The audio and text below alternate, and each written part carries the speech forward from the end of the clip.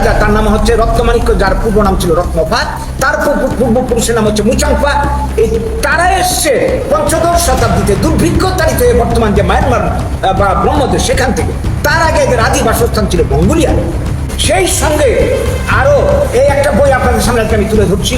এটা বিলুপ্ত রাজ্য সমতল এবং হরিকেলের কথা বলা আছে। এই বইয়ের যিনি লেখক জহর আচার্য, তিনি তথ্য প্রমাণ দিয়ে দেখিয়েছেন যে পঞ্চদশ শতাব্দীর আগে এই ত্রিপুরার যে কোনো উপজাতি রাজত্ব ছিল না, কোনো উপজাতি রাজত্ব ছিল না।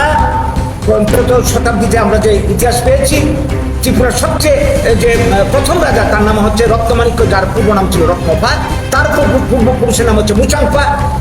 তারা এসছে পঞ্চদশ শতাব্দীতে দুর্ভিক্ষ তাড়িত হয়ে বর্তমান যে মায়ানমার বা ব্রহ্মদেশ, সেখান থেকে।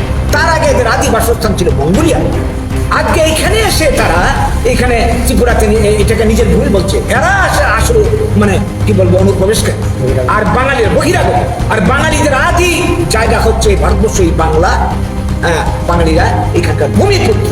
সেই জায়গাতে আজকে আমাদেরকে এইভাবে অপমানসূচক কথাবার্তা বলা হচ্ছে, এবং এই কথাগুলি সমর্থন যুগে যাচ্ছে সব কটা দল, শাসন দল থেকে শুরু করে সিপিএম, কংগ্রেস, যার জন্য এরা এত শক্তি পাচ্ছে। এই জায়গায় দাঁড়িয়ে আমরা পরিষ্কার ঘোষণা দিতে চাই, এই ধরনের অপমানজনক কথাবার্তা আমরা আর মেনে নেব না। অতীতে আমরা অনেক আগে সহ্য করেছি, ৮০ জনের গণহত্যা থেকে শুরু করে, আমরা আর এগুলি মেনে নেব না।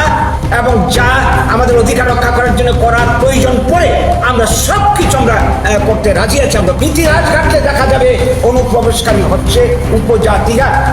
আজকে এই যে অনুপ্রবেশ যাদেরকে আমাদেরকে বলা হচ্ছে, ইতিহাস কি বলে, কারা প্রকৃত অনুপ্রবেশকারী?